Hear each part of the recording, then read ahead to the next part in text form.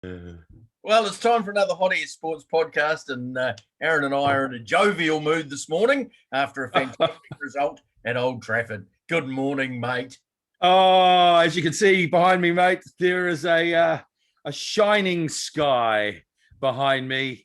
It's a great day to be a Liverpool fan. We finally did them at Old Trafford, first time since 2014, and just a great day to be alive, mate. It looks like top four is still on for us, mate. Still on. Quite right. We'll get into the details very shortly, but as we've seen earlier in the week, Manchester City have sealed the Premier League title for the third time in 4 years without playing after Neighbours United lost to Leicester on Tuesday and again to Liverpool this morning. So wrapped up for Man City. I understand on, was it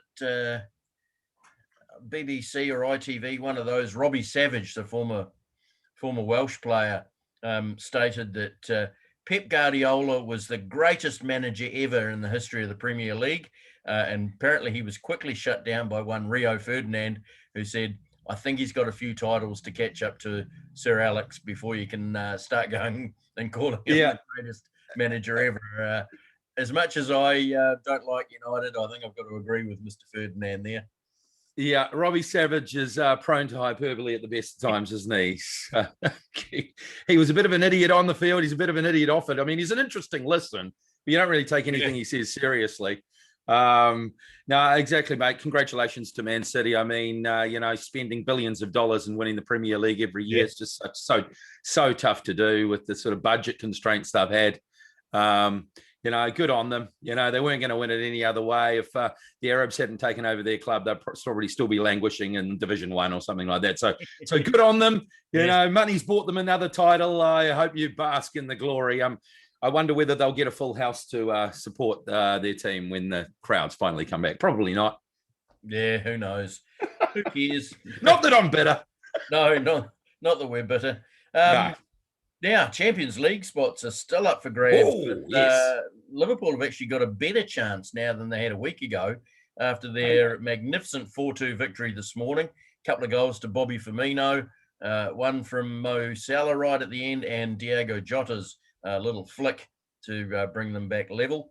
It's close to being back in their own hands now after results have gone their way. Leicester, a loss and a win over the week puts them on 66 points. They've still got to play Chelsea and Spurs. Chelsea on 64 points to play Leicester and Villa. West Ham look to be out of the picture now. They're on 58 points. They've still got Brighton, West Brom and Southampton. Liverpool now on 60 points. So just 4 points or 6 points separating third, fourth and fifth. Liverpool still have a game in hand over both those teams and have West Brom, Burnley and Crystal Palace. Chelsea, of course, still have to play Leicester and Villa. And I think you can say Spurs are pretty much out of it now. They've still got Wolves, Villa and Leicester. And a point to note, after Arsenal's win over Chelsea during the week, they're now only 1 point behind Spurs. So are we going to have another Sir Totteringham's Day? Maybe when Harry Kane gets sold to Man United or Man City, mate. Maybe they'll do it then.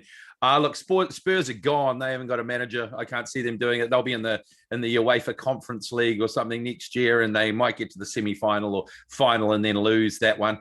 Yeah. Poor old Spurs. Arsenal, man, they didn't play that well against Chelsea, but the problem was Chelsea played worse. Yeah. Chelsea have just looked so great, and then all of a sudden they dropped their bundle like that just when they needed the points. So, man, it's looking good. It's looking good for Liverpool, isn't it, mate? We win our final 3 games. Yep. Against we got Crystal Palace, Burnley, and who's our last one? West Brom this week. West Brom's our first one. Yeah. If we win those 3 eminently winnable games, then we'll probably be in there, especially with Leicester facing Chelsea this week. It's they actually meet twice in the space of 4 days, of course, because they've got the FA Cup final on Saturday, and then they meet in that big Premier League game on Tuesday. So Liverpool can now get to 69 points. Leicester can get to 72 if they beat Chelsea, or only 69 if they lose but beat Spurs. Chelsea can get to 70 if they beat Leicester and Villa. If it's a draw, Leicester can finish on 70 and Chelsea 68. This is going to go right down to the last game.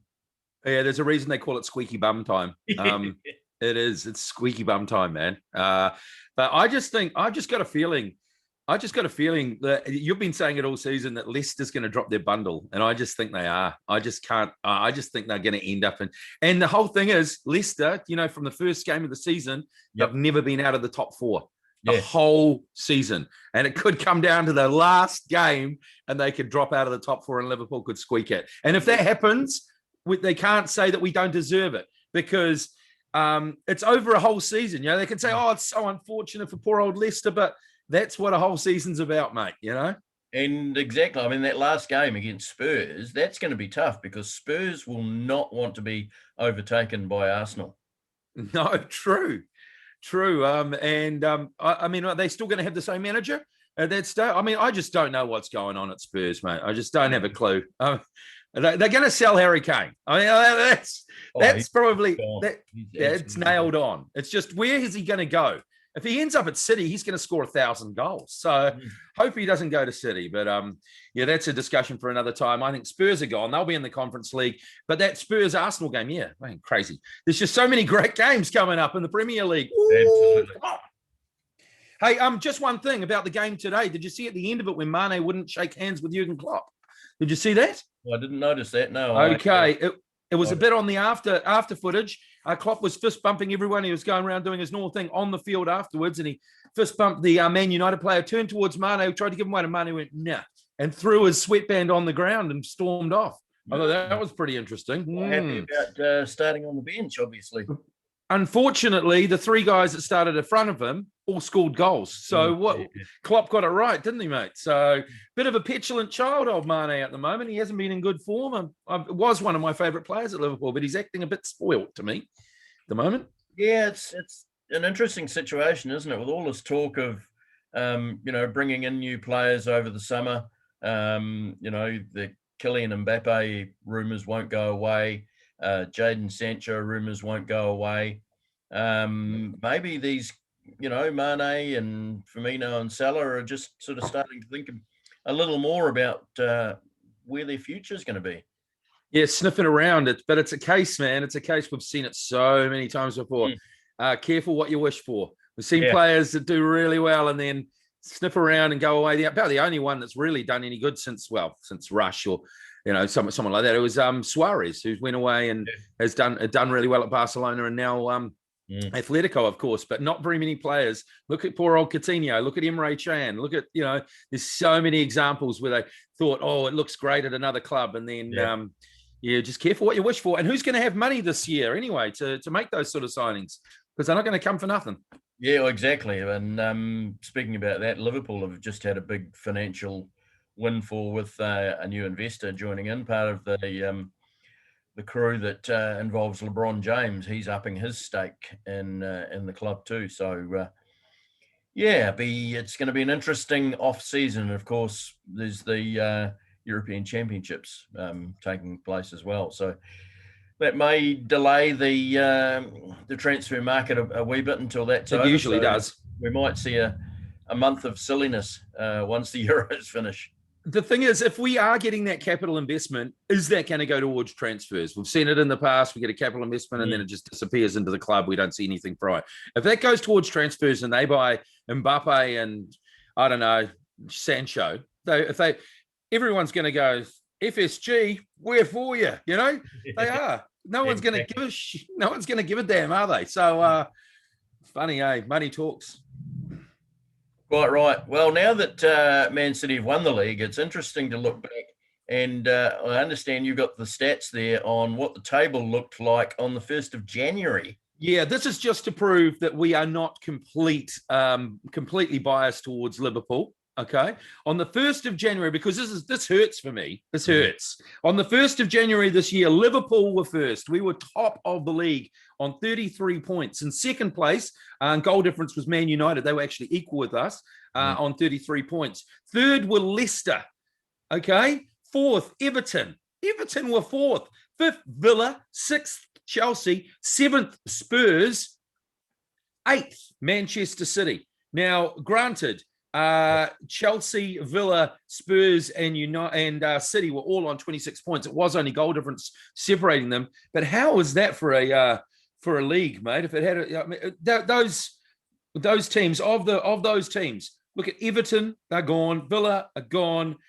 Spurs, well, they're gone now. Man City, though, in eighth, mate. And then, we look back. That was only 4 months ago, 4.5 months ago. Crazy.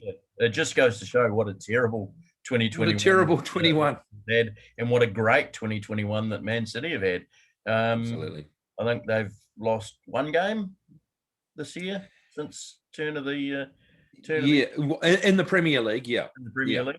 Yeah, in the Premier League. They haven't. Pretty incredible.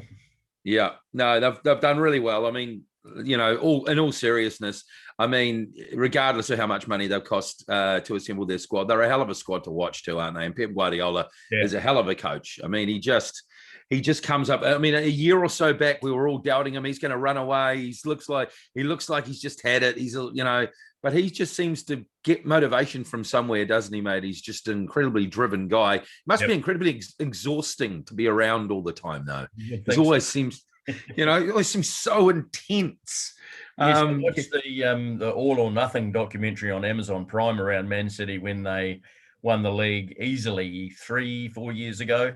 And talk about intense. Just every time he was on camera, it was full on, and everybody was listening, and he was Mr. Football. Now we just talked about the capital investment for Liverpool. Premier League are likely to agree a 3-year extension to their current TV deal with Sky, BT Sport, and Amazon. Yeah, worth £4.5 billion. So that's 9 billion New Zealand dollars for 3 years TV rights. For 3 years TV rights. Unbelievable. It's just no money in sport. Yeah, phone book money. I don't know numbers. Yeah, I mean, when they say the teams have no money and Real Madrid and all that sort of thing, obviously this is why teams like Real Madrid and Barcelona wanted a Super League, because they can see the enormous amount of money that's being pumped into the Premier League. That's where all the big coaches are going. That's where all the big players are going. That's where all the broadcasting money is going, and they want a slice of it. You can see why. Yeah. It's crazy money, man. Yes, quite right. The other end of the table, West Brom and Fulham have been confirmed join Sheffield United and being relegated. Norwich joined by Watford and coming back to the Premier League. That happened last week. Playoffs, couple of interesting ties here, actually.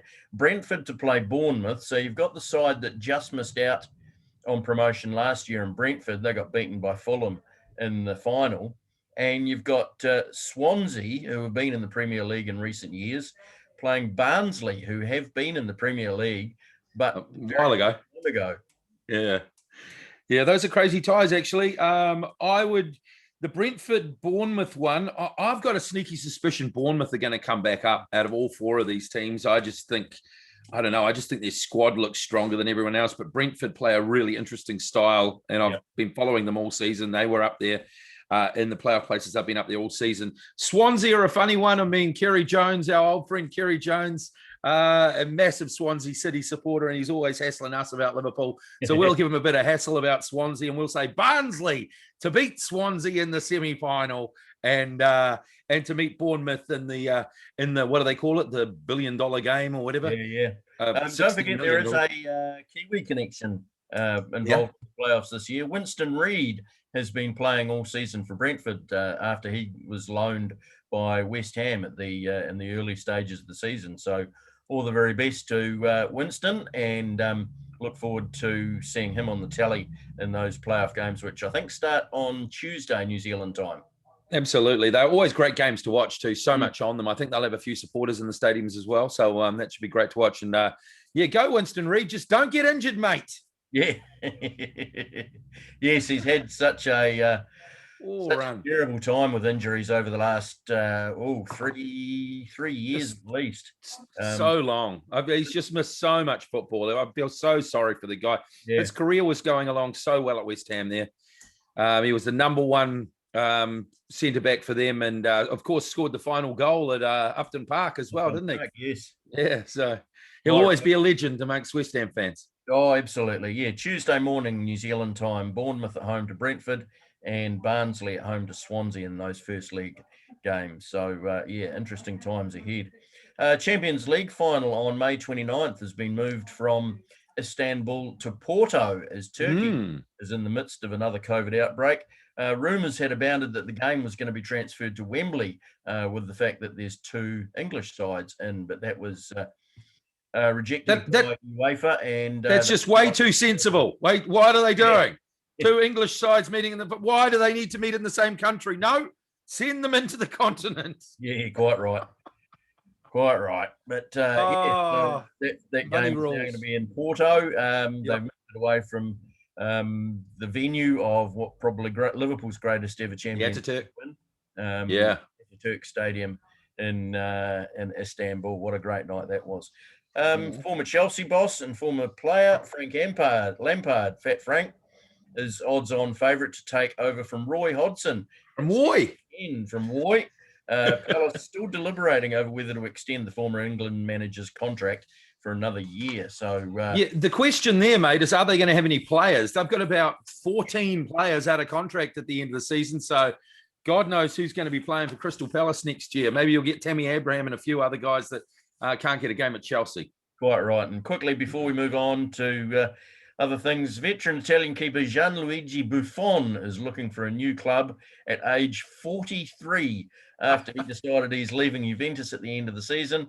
Buffon has also been offered coaching roles at both Juventus and Atalanta. So, Man United might be looking for a new keeper. David De Gea's pretty crap at the moment, and that Henderson wasn't much today. Paul Scholes was going, "Oh, we need a new keeper. We need a new keeper." I'm like, "Yeah, man, what's wrong with Buffon? You know, and they always like signing those old guys." So exactly, yeah. Well, they've just re-signed Cavani for another year, so absolutely to Old Trafford with you, I say. Well, you've probably noticed that we've got another rooster has joined the podcast this morning. It's a very warm welcome to Dale Budge. G'day, Dale. How you going? G'day, guys. I'm good, thanks.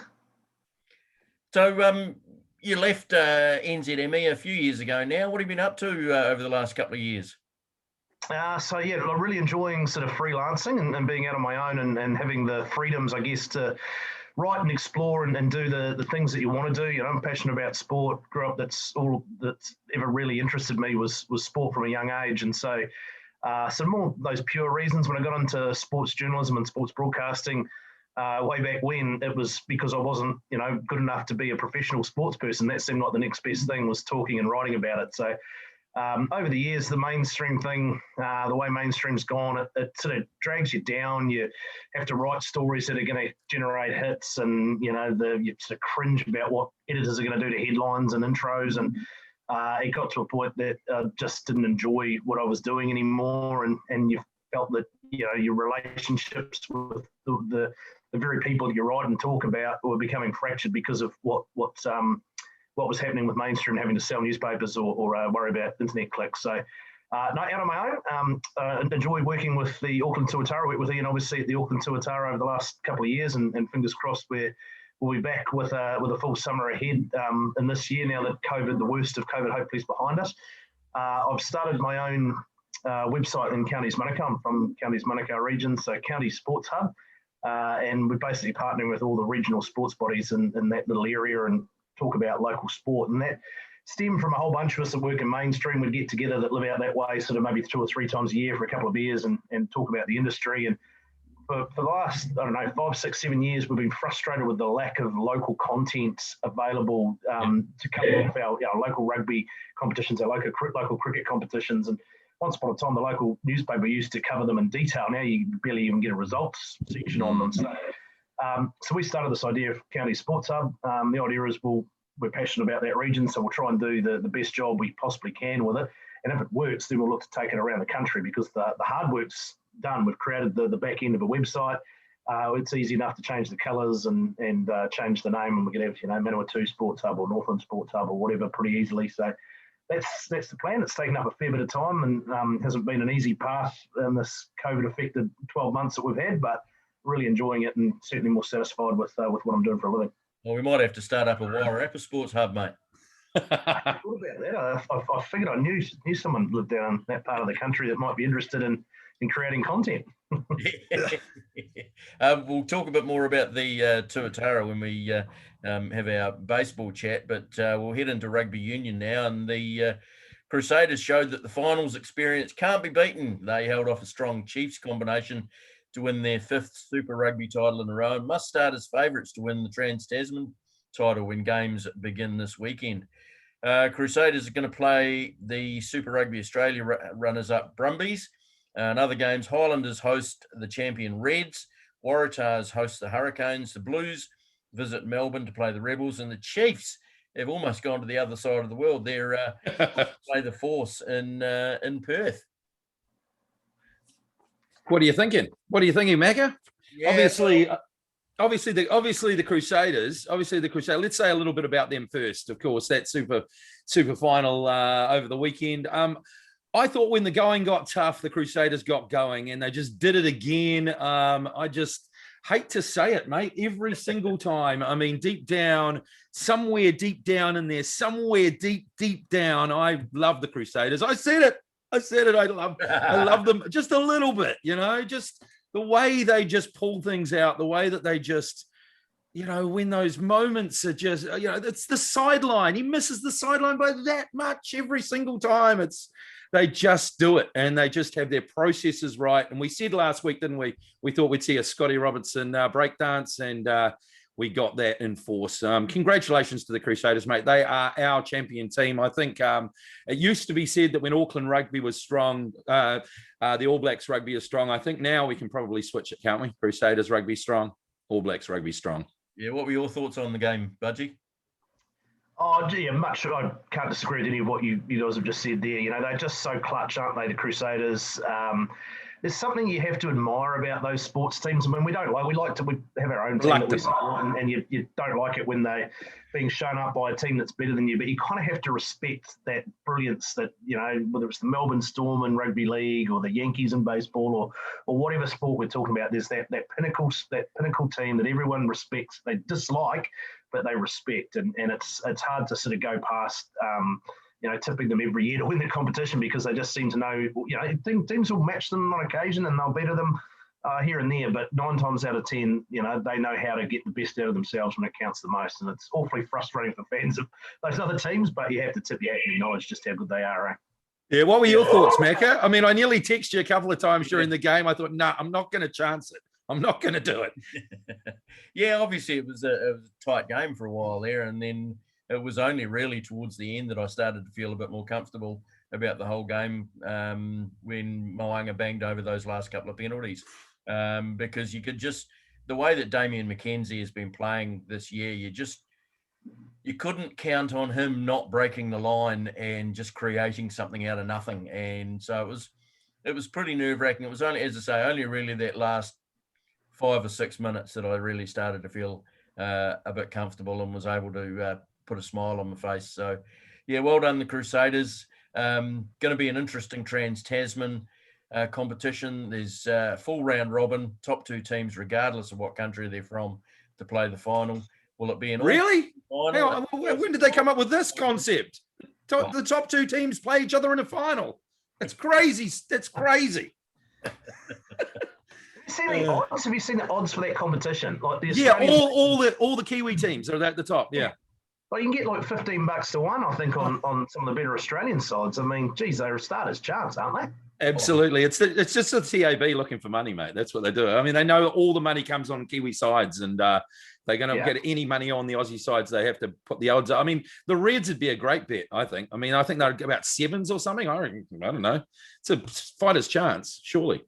Yeah. Oh, 7 to 1 sounds like a pretty reasonable return on. Absolutely. I think on the likelihood of that happening. The Brumbies will be fighting for a finals position. I mean, you look at the way the Reds just showed that resilience against the Brumbies on the weekend, didn't they, to win that final? Those 3 games between the Brumbies and the Reds, that was the largest margin in the final the other day. The other 2 games have both been by 2 points, so and last minute wins. So you can't discount either of those sides, I don't think. They're both playing good rugby. I think the interesting thing for me was with the crossover, they've kept a couple of the new rules, but discarded a lot of the other ones. And I had to laugh at John Kerwin on the breakdown the other night, saying he's disappointed that they've got rid of the 50-22 or the 22-50 or whatever they call it. Did you ever see one? No. Well, that's the thing. I mean, never happened. So I don't know. I felt like tweeting to JK with, does he just want to see a league union hybrid game? Yeah. Max Rugby. Four stars, 4 poles. Yeah, 4 tackles. I don't know. We're going to select our All Black squads over the next couple of weeks, Budgie. So we've got the forwards here. We'll name our forwards, and then you can chime in with any others that you think might make it in. I'll go first. The loose forwards I've named. So I've named, what have we got here? 6 loose forwards, 4 locks, 4 props, and 2 hookers. So I've got Hoskins Satutu, Cullen Grace, my 2 number 8s, Dalton Papali'i and Lachlan Boshia, my open sides, and Luke Jacobson. And my flyer, and this is purely just for his performances over the last 2 to 3 weeks, I've gone for Ethan Blackadder. I think he's playing outstanding over the last few weeks. And that's purely because I've not named Shannon Frizzell, who's obviously not had a great week this week. And I've also not named Adi Savia or Sam Kane in there with their obvious injuries. The locks, I've gone for Sam Whitelock, Scott Barrett, Patrick Tuipulotu, and the Crusader Mitchell Dunshea. The props, it's all Blues props. Ofa Tungafasi, Nepo Lealala, Carl Tui Nukuafe, and Alex Hodgman. And the hookers, I think, themselves, Cody Taylor and Dane Coles. Yeah, pretty similar to mine. Although I did put Adi Savia in mine, I'm not sure whether is he going to be completely ruled out? Is he out, or do we know? Well, yeah, I think he did do a ligament, but it wasn't the major one, so he may. All right. Get back towards the middle or end of the season. We're not okay. So we'll have Hoskins Satutu at number 8 then. Probably Luke Jacobson as a backup. I'd have him. Cullen Grace would have to be somewhere around there. I think he's just been a comer this year. Then you got your open sides. Dalton Papali'i. Did you mention him? I did. Yeah. Duplessis Karifi. I like him just for his name. I just love that name. Luke Jacobson, he'd have to be somewhere near it. And Lachlan Boshia, we talked about him last week. Just love how brave that man is. He sticks his head where other people wouldn't stick their feet. You know, I love that guy. And then, okay, so you have blind sides. I've picked Ethan Blackadder as well. He'd have to be up there. Shannon Frizzell, I did have him up there above him, but I don't know what's going to happen there. Akira, I'd still have him there or thereabouts as well. Maybe I think he's suffered a bit by being in the Blues squad for the last few games. I still think he's got something to offer the All Blacks. And then let's go into the tights locks. You got Sam Whitelock, Scott Barrett, of course, Tuipulotu and Tupu Vaa. Am I saying his name right? Probably not. I'm terrible at that. And for my props, offer Tyrell Lomax, Nepu Laulala, and I've got Angus Tyrell in there as well. I thought he's performed well at the end of the year for the Chiefs. So, of course, on the blue side, you got Carl Tuinukuafe. I think he's played well this year. He's really come on from last year as well. Aiden Ross and George Bauer. I think he's been pretty good this year as well. So there you go. And my hooker, well, Cody Taylor. I mean, you got Cody Taylor. And then there's daylight between him and Dane Coles. I think Dane Coles has been okay, but he's a bit of a mongrel. You got to have a bit of mongrel in there, don't you? Yeah. And Asafa Omua, maybe as a bit of a backup there for your hookers. So it's pretty much the same names as you, Macca, maybe in a different order, but yeah, pretty consistent. Any other names you want to throw in there for us, Budgie? Not so much names. I had a little bit to do with Dalton Papali'i in his time when he was with the Steelers, and just how impressed I am. I think he will be a future All Black captain. And it might not be in the next 2 or 3 years, but I think that is someone like he, to me, has all of the attributes you want in a captain. He was very influential in getting Hoskins Satutu to sign with the Counties Monaco Steelers. Yeah. He came down actually during the week, their week off, brought Hoskins down and sort of showed him around a wee bit. And he's wearing a bespoke jersey or shirt that he put together, and he'd arranged, don't ask me who did it for him, and it was with all of these greats of Counties Monaco rugby over the course of history. Yep. He had all the different players on there, and I just thought, that's pretty neat. Like it's his day off. He can go and do whatever he likes. Most of these guys are playing PlayStation and go to the gym and go to the beach and doing all that sort of jazz. And he's coming down and making a real effort to sort of entrench himself in the community. And I've got a lot of admiration from what I've seen behind the scenes, and I think he'll be a future All Black captain at some point. That's a great call, Budgie. Can I ask you a question though? Will you feel exactly the same way when the Crusaders poach him in a couple of years? As soon as he comes back for it's the Bunnings National Provincial Championship. As soon as he comes back for that, I'm cool with it. Fair enough, Dave. We're stuck in no man's land. We don't know whether we're Blues fans or Chiefs fans. Hey, I'm from North Harbour. I'm exactly the same, mate. I was the Chiefs when it first started. Then we were the Blues. And then they didn't want us. Now they want. I don't know who I support, mate. I don't know. We're technically with the Chiefs, I think, these days. But we've got more players that have a tie with the Blues. And you're purgatory. It's like us. I don't even know what division I'm playing in, mate. So just getting back to Papali'i, he's already showed some captaincy credentials because, of course, he was named as co-captain of the Blues a couple of weeks ago for one of their games. So, interesting to follow that story. And I think he'll certainly be a comer this year in the black jersey. Now, on the breakdown the other night, Israel Dagg has called for an end of the two playmaker setup, referring to the Mo'unga, Bowden Barrett 10 and 15. Especially with the number of candidates available for fullback this year. We'll obviously pick our backs next week, but it's an interesting conversation, isn't it? With Geordie Barrett, Damian McKenzie and Will Jordan all in absolute sparkling form over the last few weeks. Yeah, well, who would you pick? Who would you? I mean, are we going to pick fullbacks as wingers and wingers as fullbacks? I don't know. I mean, are we going to have three fullbacks on the field at the same time? For me, McKenzie, I've been saying it all the way through. McKenzie's perfect off the bench. I mean, I don't care how well he plays Super Rugby. Just keep him on the bench for the last 20, 30 minutes. He will create havoc for the All Blacks if we keep him on the bench. You've got Mo'unga, you've got Barrett, you've got so many options at fullback and first five. I don't think we need him to start, but that's my opinion. Yeah, I agree. I think McKenzie is the perfect person to come off the bench. And he can cover either spot. He can come on if you need to chase points and you want to replace Mo'unga with a sort of running first 5'8", then I'd absolutely be comfortable with that. If you want to bring him on and use him at the fullback and try to expose, tiring defenses and broken play or something, that works as well. So, I don't know if I'd be selecting more than three, maybe a starting fullback, whichever one you prefer, I guess, out of all of those options. And then Havili's had a really good season as well. I mean, that's another name that could possibly be biffed in the mix there for fullback. So, my starting fullback, whichever one you prefer, Mo'unga at first and McKenzie for me off the bench. Yep, it'll be an interesting conversation next week, Mr. Aaron, when we pick our All Black backlines. The Hurricanes have gained one and lost one this week with TJ Perenara returning to sign a 2-year deal with the Canes and New Zealand Rugby after rumours he was considering a switch to league with the Sydney Roosters. And, of course, midfielder Nani Laumapi is heading to France after signing a deal with Stade Francais. Another young fella lost to the filthy lucre of Europe. Laumapi's only 27 and has performed brilliantly at Super Rugby, but he hasn't quite managed to match that in the black jersey, has he?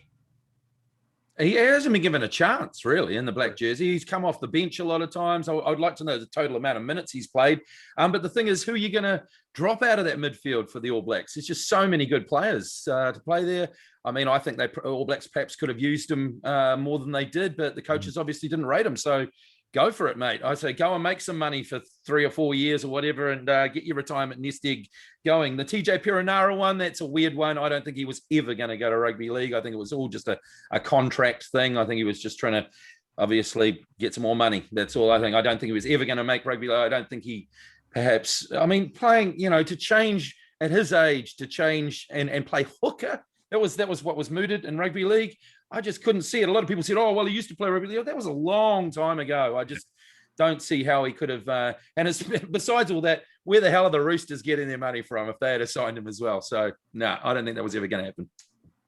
What do you think? I'm frustrated, to be honest, man. I don't understand why the NZR is, they're crying foul about not having money. Provincial games struggling, club games struggling. We got no money, and yet they've managed to convince Roger Tuivasa-Sheck to come across and play Rugby Union. And look, I'm sure that's part of it is his desire to want to play the 15-man game. But the other part of it is they're having to pay him. And maybe he gets a top dollar playing rugby league, but he's still having to be paid a fair chunk of change to come and play Rugby Union. Then they go and sign Perenara again. I just don't know why they need Perenara when you think of the pecking order of halfbacks. And, is he going to be that influential in terms of, making the All Blacks that much stronger? I find it a bizarre decision, to be honest. There are better young halfbacks around. I think Perenara's had his time. He went and chased his dollars, and good on him. And I don't begrudge him for doing that. But I just don't see the need to then pay him on the way back as well. Completely agree.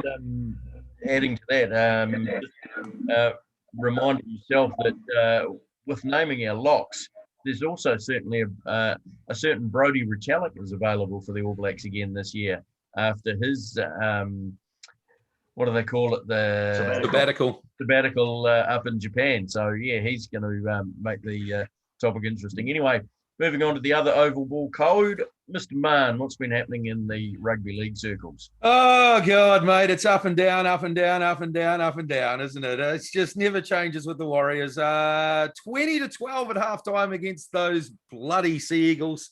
My God, they're in my nightmares, honestly, my league nightmares every bloody week. It's the same with these Manly Sea Eagles. Honestly, it's 5 tries in a 15-minute spell in that second half. They completely overran us in the second half.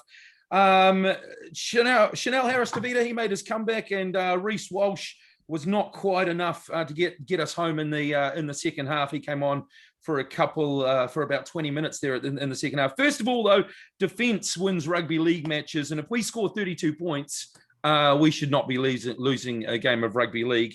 Our goal line defence this year has been much improved from what it has been over the previous seasons, and I thought we were improving every week, and this week was just a massive step backwards. We're really poor, especially on the goal line against the Seagulls, despite the brilliance of Tommy Turbo. Man, that guy can play. He is just so hard to tackle. He's just 6'4", 6'5", runs like the wind. Great player, but I still think our defence just wasn't good enough. We really missed the big boppers, I thought. Ben, Murdoch, Masilla, and Adam Fanua Blake, obviously he's been out for a few weeks already, but Big Ben, he's been making the yards, especially from the kickoffs and stuff. He wasn't there. We couldn't get the go forward, especially in the second half. Errors from Cody Nikarima definitely cost us. They went down the other end. It was a real 12-point turnaround. Impressive, I thought Chanel was coming back after that long off. His kicking game especially impressed me. Really hadn't impressed me in the first few weeks of the comp, and may have been because he had that injured foot. So I thought he played pretty well. Reece Walsh was unable to influence the game in the end. He only had a few minutes, obviously. I think Nathan Brown's got some big decisions to make about where he plays him. If he plays him off the bench, is he going to be as effective coming off the bench as starting? But he is only a young man. We've been saying it. There you go, mate. A yo-yo defeat for us. Each we've gone for over a month. Win, loss, win, loss, win, loss. And we've got the Eels in the Magic round this weekend. So what do we think about that one? And what did you think, Budgie, of the game last week too? Yeah, I mean, I think your assessment's pretty good. Look, I'm not big on the Warriors this year. I just don't think they have the roster. I don't think they've had it for a number of years now. The structure that they've set up is flawed to me. And Nikarima's a fine, handy player, but to me, he's not someone that you hand the keys to your offense to. In an ideal position, he's your 14. He's the guy coming off the bench. He will run well out of dummy half. He'll take advantage of tiring forwards, but he doesn't provide the structure for me that's going to make you make the players around him better.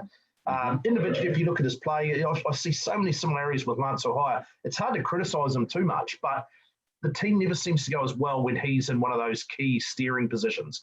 When he's free to roam and play his own game as an individual, he can be quite useful and quite handy. So, but it's a big investment to have. I mean, he's taken his option to have one more season. He's getting paid, starters minutes and big time starters minutes. And so it kind of limits what the Warriors can do there. I think personally, I'd go with Harris-Tavita and Walsh in the halves, while Tuivasa-Sheck's still around. Walsh is obviously, the fullback in waiting, but for the moment, I think they could probably use him at 6 and use his individual brilliance better than they can use Nicoremus and use Nicorema off the bench. What they do there longer term, I don't know. But to me, the whole team is still set up backwards. The big wingers, the outside backs that were there to help offset a small forward pack over the last few years. Now they've got a forward pack that's, certainly at full strength is competitive. They become a liability because they're a liability defensively. They're a liability kicking in behind. And it's not supposed to be a slight on either Ken Maumalo. I know David Fusitu'a is not playing at the moment, but it's not a slight on those guys. They're still very good players. They're just not the right fit at the moment for what the Warriors need, I believe. So I don't know. I think they'll bounce around the back end of the top 8. It'll come down to that last month, who gets, that key win at the right time. Injuries, how that will impact, the opposition teams, how that will impact the Warriors. They have had their share of injuries already this year. So I think they'll probably take you all the way to the back end of the season. And it'll be, flip a coin whether they make the 8 or miss out. But either way, I don't see them going very far into the playoffs, that's for sure. So the same as the previous 25 years then. I completely agree with you about Reece Walsh maybe playing at 5'8". And Kim Maumalo, I've been worried about him for the last couple of seasons, to be honest. I just don't think he's got the gas anymore. He's a good truck from the back, but do we really need that from a winger? I've often thought our wingers, their footwork, they just want to run over the top of guys rather than when you see Penrith, for instance, with their wingers, they're just so good they come to the line and they've got great footwork. I mean, about the only guy that's got that other than Reece Walsh is Roger Tuivasa-Sheck, on our side. So yeah, you're right. But I think our roster has definitely improved this year. I think our forwards, I know we can't completely rip it apart and start again, but I think Nathan Brown started the job and I think he's getting there. I think he knows where he's, the players that he needs or the positions that he needs to improve, and he's getting there. It's just always such a balancing act with the salary cap. Cody, I think he's getting paid about $600, $650 a year. That's a lot of money, but who are you going to pay less for to get more out of, or who are you going to go and get? I mean, there's only so many players out there. So for me, I would have Cody actually. For me, my problem is I think we need another hooker. I think Wade Egan is just average. I think he's an average hooker. We should go get the cheese, man. We should go get the cheese, break the bank, go get him. He would change our side. I honestly believe that if we had a hooker following that forward pack around, regardless of who we got in the backs, I reckon we could be a top 8 side. But yeah, it's hard to disagree with you on a number of what you said. Yeah, and this is the difficulty. And you look at the NRL competition as a whole. To me, there are, I was going to say, probably 5 really good sides. I had Canberra at the start of the season as probably a 6-1, and the wheels are falling off there. And I'm a Canberra fan, so that's been a tough watch this year. But there are some really good sides, and then there's probably half of the rest are competitive on their day, but are probably making up numbers. And then there's some 4 or 5 really awful sides. Yeah, I look at those awful sides, and their rosters are terrible. They've made terrible decisions. I mean, the Broncos, they've finally got one right, I think, with Reynolds, because they've got the best halfback playmaker around. But I look at Cronulla now, who have missed out on Reynolds. They're trying to find a replacement starting half. And they don't want Johnson. Well, I mean, I'm sorry, he's been tried and proven and failed. And you're still going to go and throw starter money at him. You'd be better off going and hiring a kid. Go and find the best young halfback. I mean, look at what Roosters have done with Walker. If you can find something like that. I mean, the Walsh signing for the Warriors to me is the best signing that this current administration has made, because it's so low risk. They've spent bugger all money. They've given him an opportunity to come and play first grade. If it works out, great. He could be an absolute superstar. Yeah, they're going to have to figure out how to pay him the top dollar when he comes off contract. But for the next 2 or 3 years, he's going to be a gun for them. You talk about it. Tuivasa-Sheck's contract comes off the current payroll. What do they do there in trying to replace a hooker and a half? I don't think you can do both. Personally, I would certainly kick the tires on Johnson. I think Sean Johnson is still the best option for the Warriors as a playmaker if they were to go to market. If they're not going to go to market and find a proven one, to me, they need to then find the best youngster and commit to a rebuild. It's just whether Warriors fans can handle another 2 years of rebuilding. Can they do that and still be competitive? I think the Murchys, the Sirinen signings. I don't think that's broken the bank. They have some potentially some really good players there where they haven't had to pay overs for. If they can get the best out of those players, maybe they can alter the roster. They can move Maumalo on or Fusitu'a on and get some sort of player swap or at least offload that salary, maybe there's enough to go and find a serviceable hooker to go with a Sean Johnson or someone. If they can't get Johnson and they don't appear to want him, I don't know where they go. Honestly, I don't know where they go. I don't think Nicarima is the answer, and I don't think they're going to be able to find someone to fit in that next. Because you're talking about 3 years at a time, really. When I don't know where the next off-contract star comes from. And that's always the way, eh? Where do you get the players? I mean, yeah, okay, this guy isn't doing the job, but who else are we going to get? And there's rumours as well, mate. Jazz Tavanga may be heading to the Bulldogs next year due to salary cap issues. From what I've heard, the Warriors need to upgrade and re-sign contracts for Tohu Harris or Jazz, but apparently don't have enough money to do both. Should we hold on to Jazz Tavanga? What are your thoughts? Yeah, I find that interesting, really interesting, because it surely can't be salary cap constraints in terms of can they afford it? Yeah, they can, because Tuivasa Shek's dollars are coming off and they haven't really gone and spent those anywhere. So they can, whether they're willing to or not, and that's, I guess, the debate is, are they, they're breaking this down, back row, we've got X amount of dollars and we can't afford to upgrade Puhu and upgrade Jazz. I think you try to keep him. If the Bulldogs want to come in and swoop in and pay overs for him, well, fair play. You tip your hat and say, good luck. He's been a terrific servant. I'd like to re-sign him, but I'm not going to break the bank to do it. So, I don't know. The Bulldogs have been probably the best example of how not to put a roster together over the last 5 years. Look at the shambles they're in, and they still don't have halves. If Burton does some sort of backflip, and I wouldn't be surprised to see that happen. I don't know where the Bulldogs go. They've paid some awful money for some highly overrated players over the last few years. Oh dear, how sad. Bulldogs have more money than the Warriors is beyond me. Exactly. The Bulldogs and the Broncos, I just do not shed tears for either of those two clubs, I'm afraid. They've made their own beds and they're lying in them. The team lists are out for the Magic Round in Brisbane. The Eels, Warriors, the Warriors welcome back Big Ben. And Ewan Aitken onto an extended bench. Peter Hiku's been ruled out for the season. Roger bagged more Dally M points in his race for the Dally M winner. Do you think the next Magic Round should be held in New Zealand, Dale? I was talking about this with a few friends earlier, and we thought, well, it's not really fair. We haven't seen any league for a long time. How about the Magic Round coming to New Zealand so we can have all the teams here? That'd be awesome, wouldn't it? Yeah, that might be a nice reward for Warriors fans. Now, news, obviously, it looks like they're not going to play in New Zealand at all this year. The plan was to originally come back after the first month or so of the season, then that got put back, and we're looking at a sort of June, July return. That's now not obviously going to happen. So, that might be a more realistic way of rewarding New Zealand fans. I don't see Origin coming here, and I don't know that it works. Nah. Origin, it's Australian. Well, we love it, but it's Australian. It's not. Do we though? Do we? I loved Origin in the 80s and 90s. I went off it a bit. I've gone, and I've always been a Blues fan. And so there's always been Queensland fans to rub it in my face. I mean, after they won all those. I just sort of went off it a bit, and it's always Australians against Australians. I like watching Australians bash Australians. Don't get me wrong, that's great fun. But there's never any. They're talking about Jason Taumalolo now playing Origin. If he plays Origin, I'm sorry, I'll be completely out. I mean, what's the point? May as well make Kiwis available, Yeah, I have an issue with that for sure. Look, I loved the heyday of Origin for me was sort of those, through the 90s, probably the late 80s. We didn't get a lot of that on TV, but through the 90s.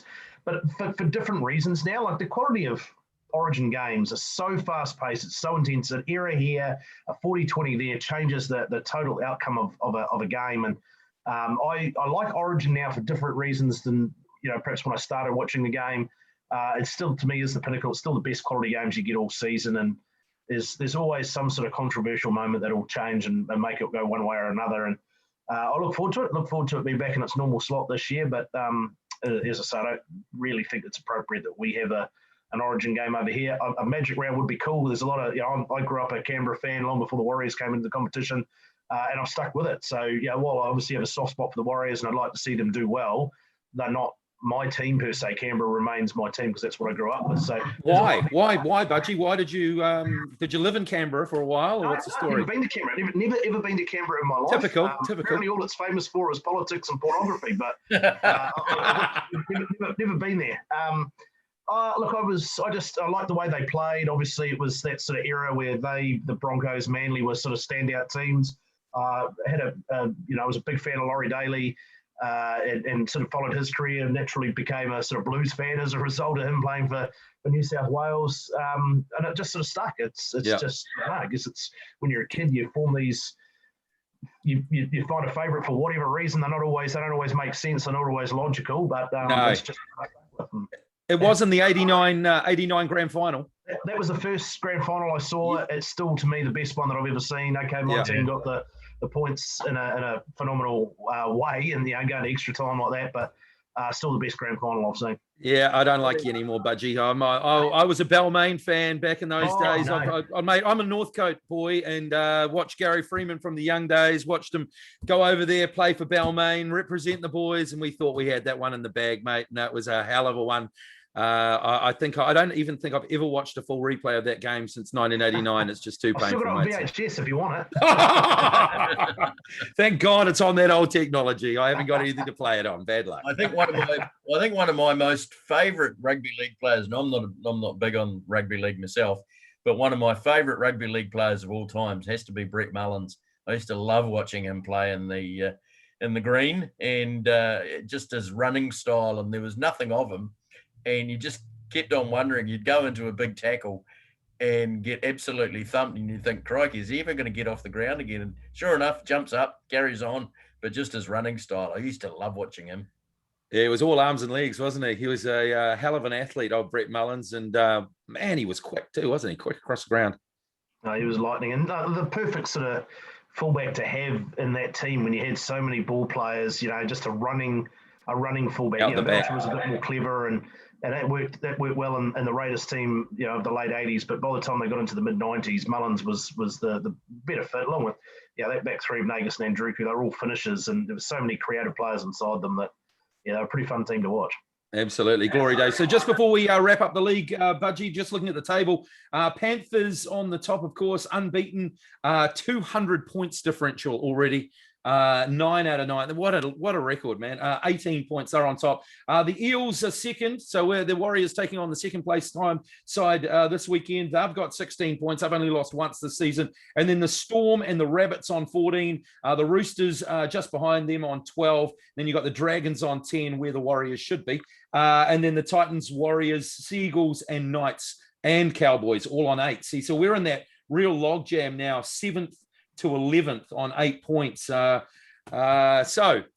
before we go, Budgie, pick me a winner for the whole comp then, or her grand final. Maybe give me a grand final. It's hard to go past the replay last year, to be fair. It is.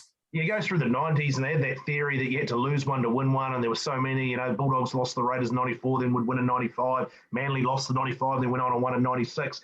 I can't. You'd be foolish to bet against Penrith. They are setting the standard. Defensively, they're a cut above, even a cut above Melbourne, I think, this year. They just seem to have every angle covered. Now, an injury changes that. Cleary goes down with an injury, everything changes. Coruscant, they're a different team without Coruscant. You'd be foolish to go against them. So, to me, Penrith are the team to beat. I'm not sold on the Eels. I actually think if there's a smoky bet this week, have a look at the Warriors to beat the Eels. I think they are capable. And the Eels have got some injury concerns. They're not as deep as they have been. You might get some decent money on that one. I like the way you called it a smoky too. I like that. Look, the Storm will be there or thereabouts. You can't write off the Storm. I mean, how they keep reinventing themselves, and I think they'll be certainly there. I actually like the Roosters, despite that ridiculous injury toll. And you thought, I did too, when they lost Carey. I thought, that's them done for the year. They can't Walker's been a revelation. So crazy. I still think the Roosters are competitive. I don't know that there's anyone from further back. I think the Raiders potentially had the ability to be there. Maybe Souths, but I think with what's the news this week with Reynolds leaving, whether that will just disrupt things enough and put too much doubt in them. I think it's a 3-horse race. Penrith, Melbourne, and maybe the Roosters is a bit of a smoky. Yeah, completely hard to go against any of that, mate. I just think at the moment there's two standout teams. I think it's Penrith and the Storm. They just look odds on to go again, which will be so strange. The same grand final. That would just be weird, wouldn't it? Since 92-93, I think. Brisbane and St George 2 years running. Yeah, but Brisbane won both of them. So they did. Yeah, who knows? Okay, so it's enough of league talk. Shall we go to baseball? Shall we move to baseball? You two can do some chatting on the baseball. Yeah. Let's head across the other side of the Pacific. Another no-hitter this week, the fourth this season, with Cincinnati Reds pitcher Wade Miley blanking the Cleveland Indians. 4 no-hitters, or 5 if you include Madison Bumgarner's 7-inning no-no, is apparently it's the most before the end of May since 1917, and is attributed to the all-or-nothing approach now taken by hitters. The games you're talking about, the league and how the state of origin has changed. Baseball has changed as well, hasn't it, Budgie? Managers seem to be happy to have somebody hitting 230 as long as you're hitting home runs and collecting RBIs. Putting the ball in play and small ball are pretty much a thing of the past, aren't they? Oh, absolutely. You look at we sort of grew up the game, and your table sitter, you had someone who would hit over 300 and get on base a lot and be good on the, base paths. And, that's changing now. You're not actually seeing that philosophy. You're seeing guys that aren't necessarily, they were 240, 250 and lead off with them for whatever reason. There's look at the closers. I mean, to play fantasy baseball these days, half the teams playing fantasy baseball, half the teams are using a closer by committee approach. So it's almost possible to play fantasy baseball and work out which player to have coming in to close the game out. So, yeah, it's the game changes. It went through the steroid era where, the power hitting was so key, and then you saw sort of the Rays in the late 2000s start to have some success by playing small ball, by being a defensive first team, and then just being aggressive with the way they played the game. Everyone started to follow suit. The Red Sox won a couple of World Series sort of with a kind of similar mentality, and the game will continue to evolve. But the beauty is you can still compare, unlike any other sport, I think you can compare eras of baseball to one another better than you can just about any other sport, because the fabric of the game remains the same. The thinking and the way we go to achieve an outcome changes, but the way it's measured is still essentially the same. Absolutely. Cool. The only other sport I think that you could perhaps compare it to would be Test cricket. And the problem is, they're obviously not going to do the same thing with Test cricket, with baseball as they did with Test cricket, where they're going to bastardize it and say, hang on, we need to make these shorter. We need, we'll do 2 strikes and we'll do 3 bases. Funny you mention that. We got into a little bit of hot water trying to play 7 innings baseball games here in the ABL a couple of summers ago, and I think that'll be the plan. And from what I'm hearing, the whole league might be just about operating that way. At least, there might be a few other clubs that are thinking the made-for-TV products that start at 7 o'clock at night, be done by 9 o'clock. The kids can go home. It's not too late for them. There's a fair few people starting to think the same way. So probably not good for the purists, not good for those of us that like middle innings relievers and like comparing the stats to 400 years ago. But it appears to be the way the game's going. I think it won't be too long before the only 9-inning baseball we see is the major league. Yeah, well, international baseball has already indicated that they're going to go that way as well. But just going back to your, looking at the old batting order, as you say, you used to have the table setters, and I refer to the Yankees obviously because I know more about them than any other. You had a top 2 of Brett Gardner and Derek Jeter, or Jacoby Ellsbury and Derek Jeter. Going back a few years, those were the guys they got on base, and then the big boppers came up. Now you've got Giancarlo Stanton batting at 2 and Aaron Judge at 3, and I mean even Tampa Bay this week have had Randy Arozarena, who is had an amazing playoffs last year. He's leading off for Tampa. So, and it seems to be the same around the leagues. So is this going to mean that players like Ichiro or, the leadoff guys that, normally can slap it to the outfield and get to first base, are they just going to go by the wayside? Are those players going to completely disappear unless they can offer something else by being a fantastic fielder or a catcher or something like that? Are those players just going to disappear? I don't think you're going to see the likes of Ichiro disappear. I mean, he was a fabulous player who could also hit home runs. But you're probably not going to see the likes of a Brett Gardner, somebody who's lightning on the base paths and will do anything to get a hit to lead off the game, and, still average only around 250. I don't think you're going to see many of those anymore. You're going to see more of the guys that, they're going to only hit 250, but they're going to hit 35, 40 home runs. Yeah, the elite guys like Ichiro in that kind of category are always going to have a place to find home because they're so good at hitting. They're such pure hitters. But yeah, it's the poor man's version of those players that doesn't quite hit for the same average. That's where we might find that those sorts of players go. Much like the pitchers now, the right-handed pitchers in particular that top out at sort of 90, 91 miles an hour. That was commonplace 10 years ago. Yeah. It was very rare that you had a guy that would throw up a 90s and into the triple digits. Now, unless you're throwing triple digits, you're just about not even looked at as a right-handed pitcher. You have to be absolutely remarkable with your control, and your arsenal has to be that good that you have to overcome the fact that you're only throwing at low 90s. So yeah, she's weird. The game evolves. It will continue to evolve, I'm sure. And who knows what it's gonna look like in 10 years' time. But at least the stats will always be able to be measured up against each other. Yeah. Just looking at guides over the last week or so, we do a section about just sport in general, but taking a look at some of the guides over the last week, the Yankees had a good week. They've gone 8-2. White Sox and Cleveland have both gone 8-2, and they're first and second in the Central. New York Mets have been on a tear at the moment. They're 8-2 in their last 10 games and 7 on the trot. The St. Louis Cardinals 7-3 over the last week. I'll tell you who's had the worst week in baseball is the Kansas City Royals. They've not won a game in their last 10, so they're on a losing streak of 11 games at the moment, and are now 6.5 games outside top spot in the Central. The Diamondbacks haven't had a great week. They've gone 3-7 after having a good week previously. The Los Angeles Dodgers are an interesting story. They've only won 5 of their last 20 games.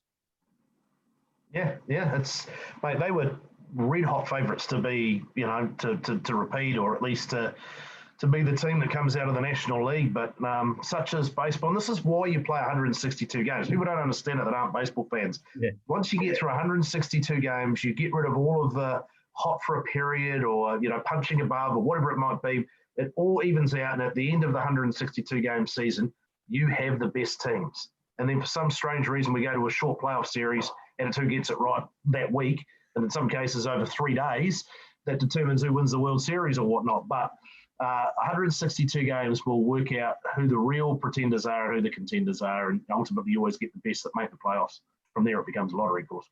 Quite right. Now, big news in the baseball world this week was the Los Angeles Angels designated Albert Pujols, future Hall of Famer, for assignment from the last year of his 10-year, $240 million contract, which he got 9 years ago. Pujols' production hasn't really been that great since he left the Cardinals, has it, Budgie? No, never really. He set ridiculous numbers when he was at the Cardinals, signed that massive deal, and just sort of tapered off. He was, at one stage, he was hands down the best player in baseball. I don't think there was any real debate about it. But since that move to the Angels, it didn't really, he didn't ever perform again at that high level.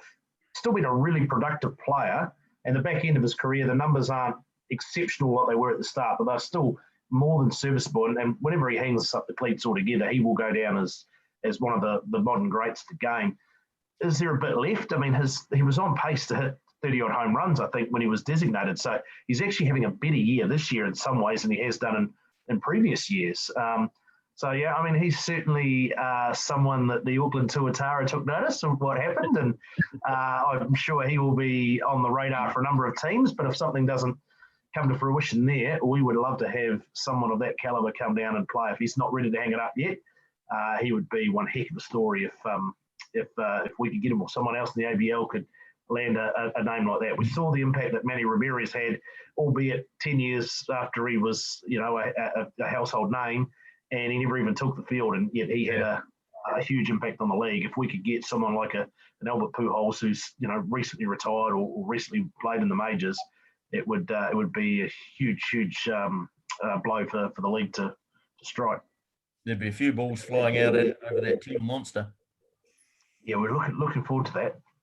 Yeah, maybe he likes fishing or something. Maybe you got to angle your marketing. You know, what does he like? What you know, have we done any research about what he likes to do? I'm not sure. I'm not sure if we're allowed to say any of this stuff. So we'll keep this between friends for now. We're not interested. We're not There's interested. certainly been some fair conversations enough. had this week with various parties in New Zealand about what we might be able to offer if we could put something in front of Mr. Pujols. It would be phenomenal. Yeah. With you, Budgie. With you. Yeah, Pujols, he signed his 10-year deal at age 32, and clubs are a lot more careful now about long-term deals for players 30 and over. Just a quick look at his career from 2001 to 2011 with the Cardinals. Pujols averaged 328 and slugged 445 home runs. Wow. Since 2012, when he signed with the Angels, his average is just 256 and 222 home runs. And you look at some of the other older players that have been given long-term contracts that really they've not got the full length of the contract out of them. Detroit gave Miguel Cabrera 8 years at age 33. He's really in the same situation as Pujols now, just not performing anywhere near what he did. Seattle gave Robinson Cano 10 years at age 31. He's not even with the Mariners anymore. In fact, on the sidelines after Go the Mariners being caught doing drugs at the Mets.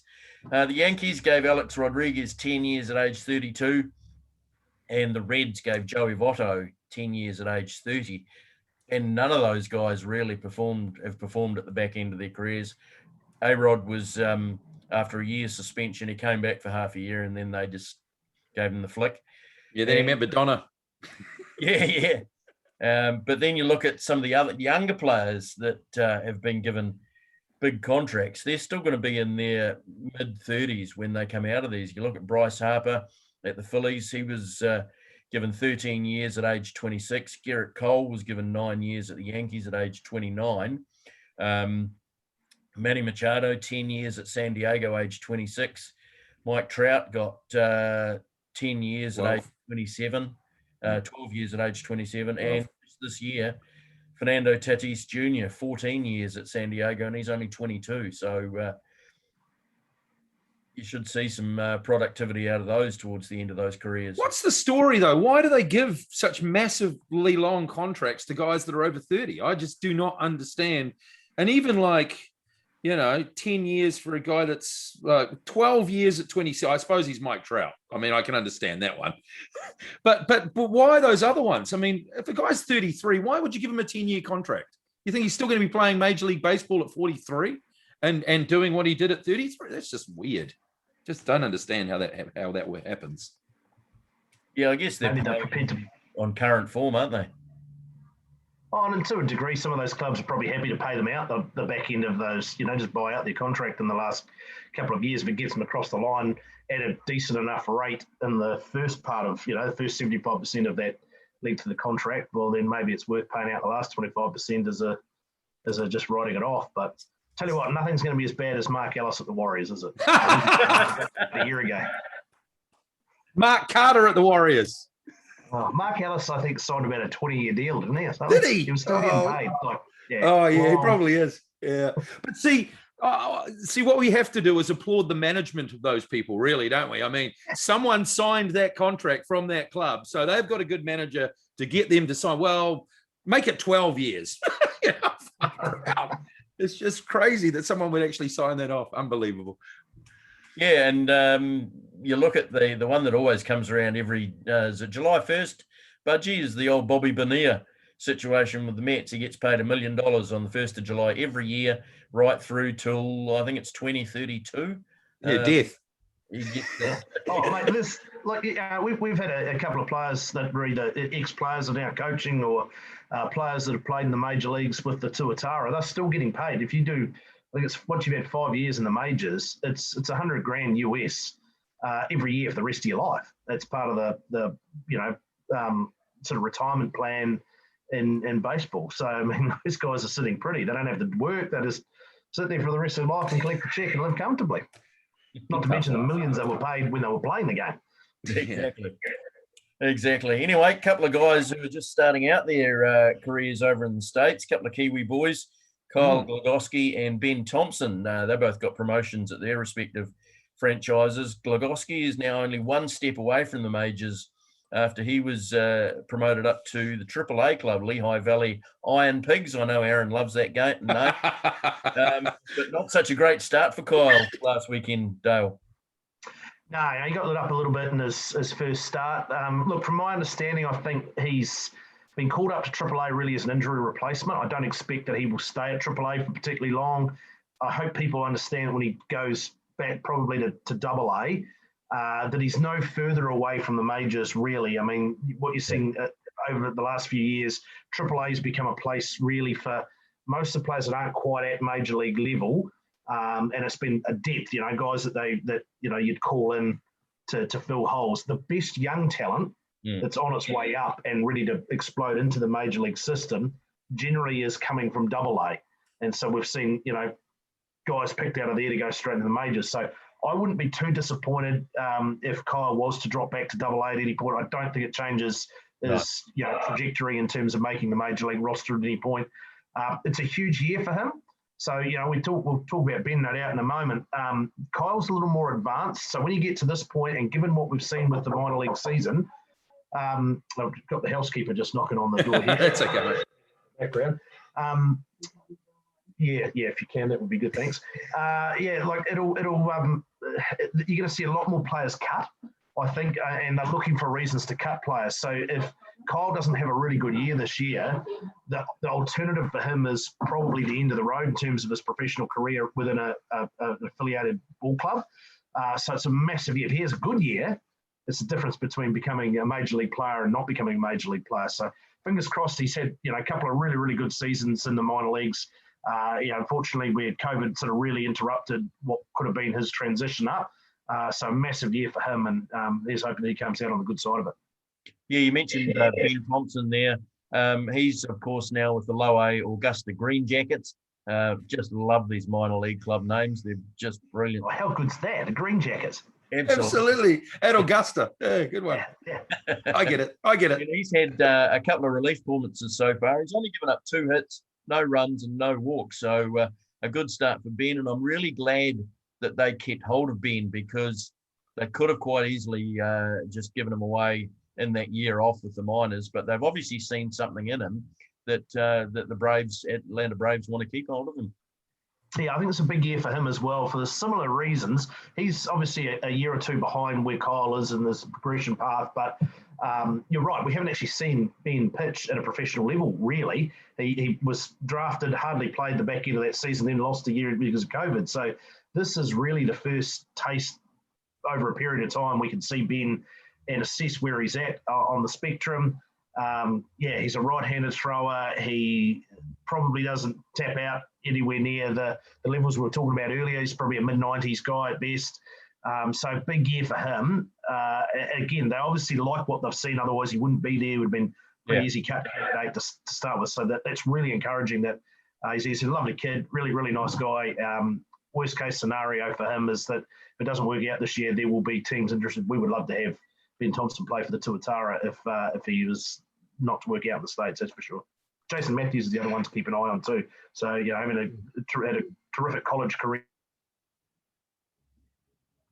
Will be up for the draft this year, the rookie draft, and fingers crossed the club takes a chance on him. He's having a really, really good campaign, hitting well over 300 at upstate Carolina. And fingers crossed he gets drafted. If he doesn't, he's another player that becomes a serious option for the Tuatara.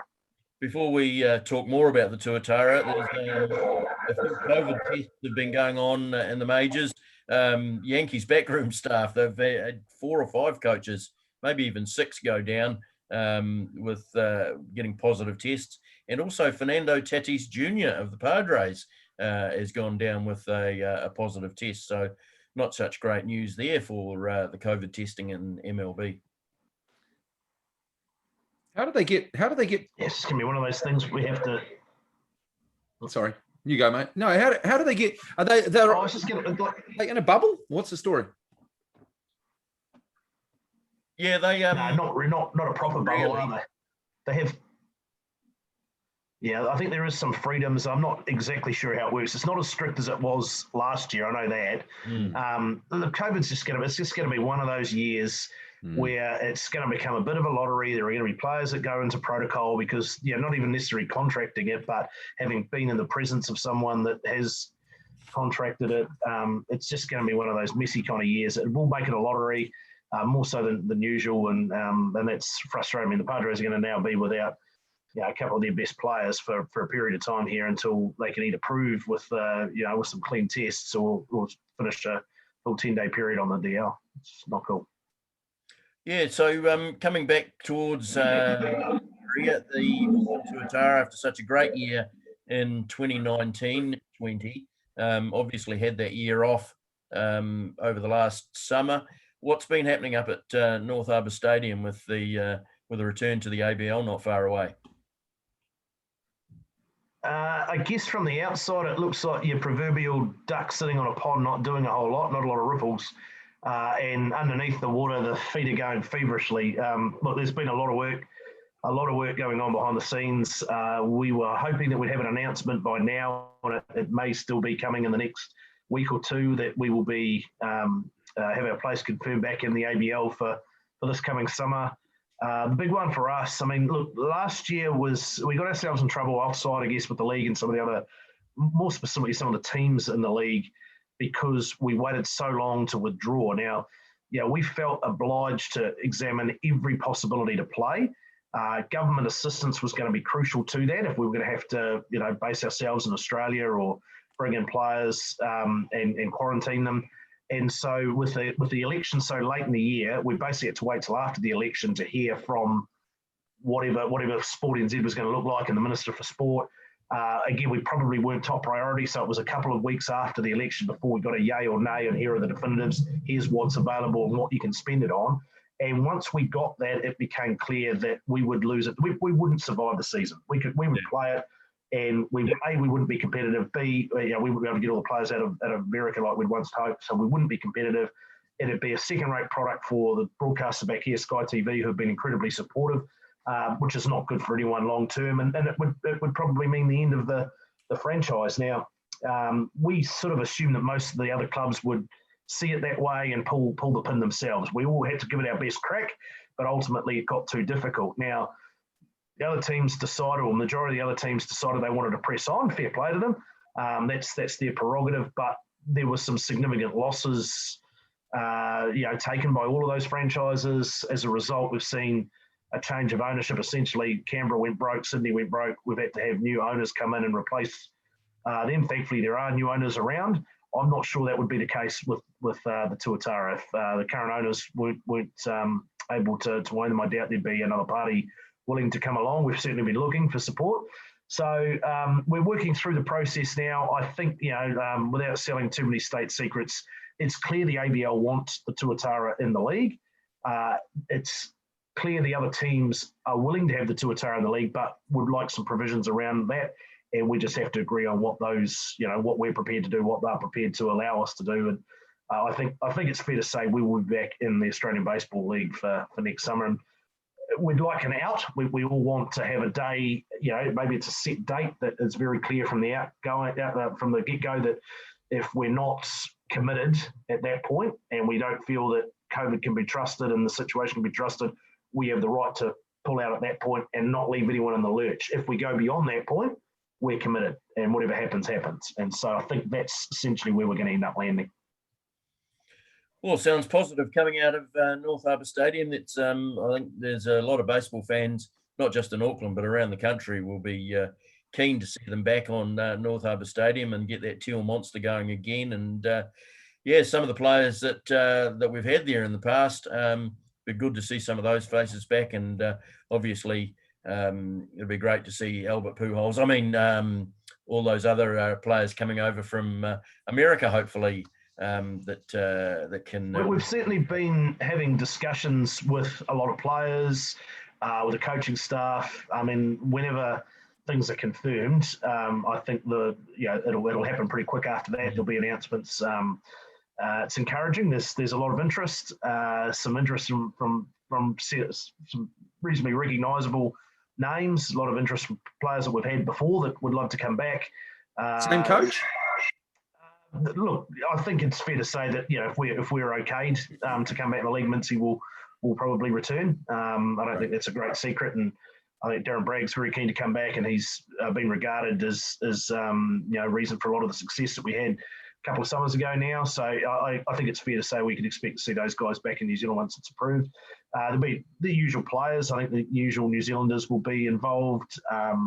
There's some really encouraging signs from a couple of big name American players that are keen to come on board. So keep an eye out for an announcement or two there as soon as we are back in the league. Some pretty cool stuff happening on the home front too. I expect that the Tuatara will spend some time outside of Auckland this summer, so that'll be exciting. Getting to expose the Tuatara brand and the way we play and whatnot to fans elsewhere in the country, which would be quite neat. And big focus has to be an academy and looking at youth and the next crop of players. So a lot of work being done in that space. I've been involved in one capacity or other in baseball for a number of years, as has Ian. This is the most aligned I think I've ever seen Baseball New Zealand, the Auckland Tuatara, and Baseball Auckland Baseball, and all three parties willing to work together to achieve. I think this will be. I think together we can achieve a lot more than what we've even scratched the surface really over the first couple of years. Well, it's certainly That's great. Positive. Thanks for that update. Going back stateside now, the NBA is starting to get down to the crunch time of the season, as we just talked about with the football. It's squeaky bum time. What's been happening there, Aaron? Yeah, mate, I haven't really been watching the basketball too much this year, but I did catch a little bit of it yesterday. Obviously, the New Orleans Pelicans are out of the playoff situation. They've blown 14 double-digit leads this season, the most in the NBA this season. So they had a chance. If they had even done one half of those games, they would have been in the playoff situation. But I was just looking at the Western Conference standings. Now, listen to this. For me, someone who hasn't really watched the basketball all season, listen to these teams, mate. This is the way it shakes down at the moment. If you didn't know, which were the big teams in the NBA, the Jazz lead. They're at the top with 50 and a 20 record, 50 wins, 20 losses. Then the Suns are second with a 48 and 21 record. Then the Clippers. The Clippers are always up there. Then the Nuggets are fourth. These are all teams that have clinched playoff positions, and then the Trailblazers, and then the Mavericks. So the top six teams, I would have probably, if not watching it, I would have only probably picked one of those top six teams. Of the four teams still with a chance, Lakers, Warriors, Grizzlies, and Spurs all still have a chance. I would have put the Lakers and the Warriors. I mean, you always think the Warriors, of course, get a couple of bad seasons, but Steph Curry's been playing the house down.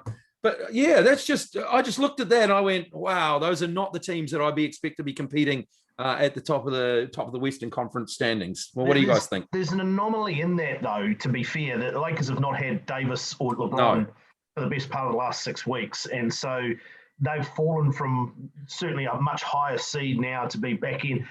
There will be some juggling over the last few days of the regular season now to see. Yeah. You wouldn't want to be the Suns having to get the Lakers in the first round of the playoffs. You'd want to avoid the Lakers, albeit that you've earned your high seed. You don't want to be running into the Lakers. So look for a bit of jostling over the last bit of the season. The East is going to be fascinating too. The Celtics with Jaylen Brown going down. I think he's done for the rest of the season now. That's a big blow for them. But very open East, I think, with the Nets, the 76ers, and the Celtics for me, the three teams that'll be. I think one of those three will come out of the East, and to me, it's hard to go past the Lakers in the West, albeit that they're having to go the long way. I think the Lakers will still be the one to come out. Quick question before we depart, Dale. Where's come from?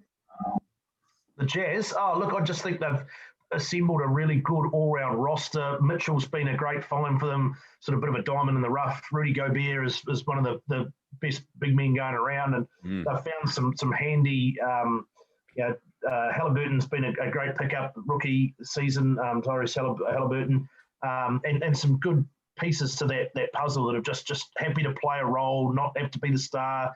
They're a good all-round team. I think they'll have their work cut out for them when it gets to the crunch. When you come up in the big games against those big household names, they might find it a little tougher than others. I'm not 100% sold on them, but they deserve to have their number one seed at the moment. They've been at a terrific season, and they're a really good all-round side. But as I say, I think when they run into a full-strength Lakers side, maybe a full strength Clippers side, I think they perhaps will find it a little harder than what they have done through the regular season. Outstanding. It's been great having you in the podcast this week, and we'll make sure we get you back in weeks to come. So, thanks, Dale, and we'll catch up with you again soon. Awesome, guys. Thanks very much for having me. Cheers. Thanks very much, Dale. Cheers, buddy. Great to have Budgie with us this week, and we'll definitely get him back. Very knowledgeable chap on all sports, as we saw. He's obviously very fanatical about his rugby league and his baseball, but good. He knows so much on every sport, doesn't he? You know, I started talking about basketball and saying I hadn't watched it much, and then he starts bringing up names that I'm like, oh, mate, I'm sorry.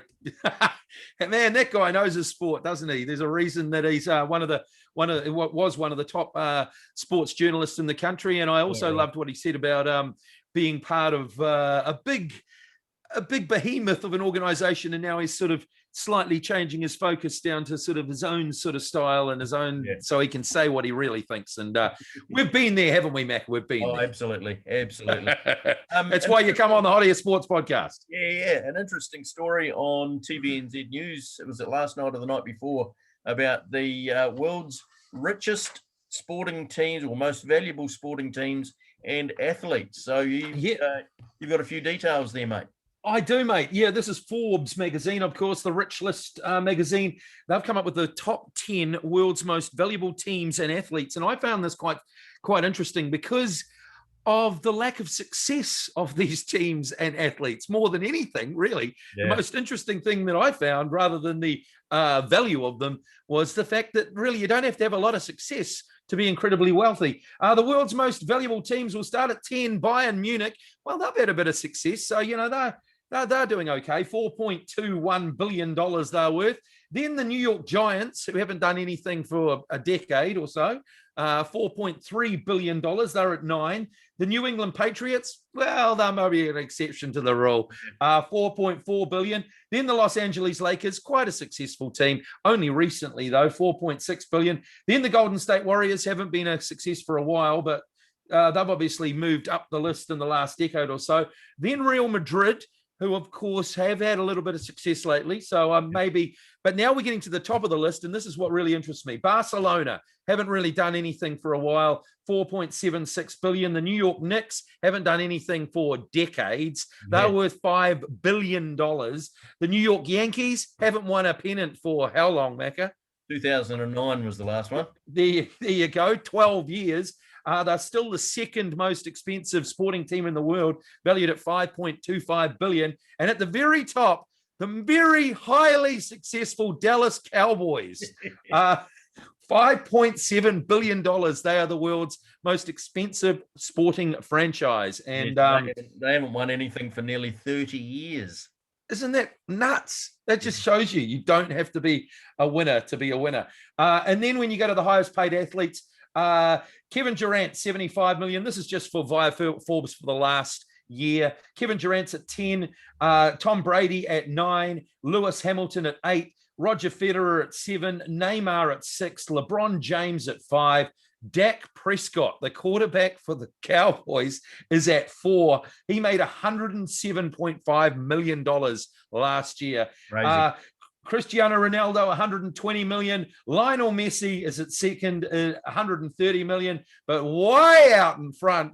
And once again, hasn't won anything for quite a while. Conor McGregor, Fight Sports, $180 million. So out of those, one fight sport, 1, 2, 3 footballers, 1 tennis player, 3 American footballers, and a couple of basketballers.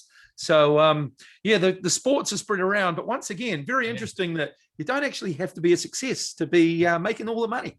Yeah, exactly. And it was interesting to note that there were no baseballers in there. And when you look at some of the contracts that I was just talking about before, you know, the Bryce Harpers and the Garrett Coles and those guys just earning an absolute crap load of money. But obviously no additional endorsements bringing them. That would be it. Endorsements afterwards. I suppose baseball isn't perhaps the most highly endorsed sport compared to those other sports, so maybe that's it.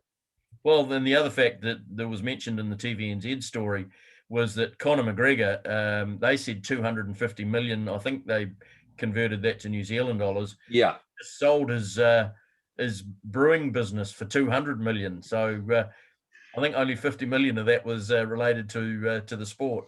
You diversify, mate. You diversify. That's what you're doing. You back it up. You back it up. Just covering off a little cricket story before we go to good week, bad week. Kiwi cricketers and coaches have managed to get out of India after the IPL was finally suspended. That's a relief. Some of them have headed directly to the UK. Most of them have actually come home first. Obviously, we've got the England Test later this month, and the next month is the World Test Championship final in Southampton. I think I mentioned it last week. Trent Bolt's not actually going to be going back straight away. He's missing those 2 tests against England. So interesting times ahead, and obviously that World Test Championship final. Good week, bad week. I've only got one of each this week. I'm going to say good week for Jurgen Klopp. Those 2 wins over Southampton at the weekend and Manchester United during the week, and also combined with a loss for both Leicester and for Chelsea over the last week, has meant that he is probably at home, probably asleep by now. Feeling a bit better about himself anyway, although maybe still worrying about why Sadio wouldn't fist bump him. Yeah, perhaps not, but he'll still have a smile on his face as he's gone to bed tonight. Bad week, IOC President Thomas Bach, who is keeping on maintaining the fact that the Tokyo Olympics will go ahead, but he decided against travelling there this week to do some promotion work around the Olympics because of the COVID situation in Tokyo. It'll be fine so long as I watch it on TV at a safe distance. I'm staying 2 continents away. Yeah, do as I say, not as I do. Come on, everyone. It's perfectly safe. Perfectly safe. Absolutely. It's safe for the tens of thousands of athletes that are going to go there and compete. But yeah, I'm going to watch it on my TV in Germany. Good move. Good move. Good on you, Mr. Bach. Yes, quite right. Well, that brings it to an end for this week. Make sure you give us a like on YouTube, follow us on Spotify. And Facebook. We're on Facebook now too. Check out the new Facebook page, Hot Air Sports Podcast. It's not a difficult one to find. So we look forward to talking to you again, hopefully in another week's time. It's good afternoon or goodbye from me. And it's a good morning from him.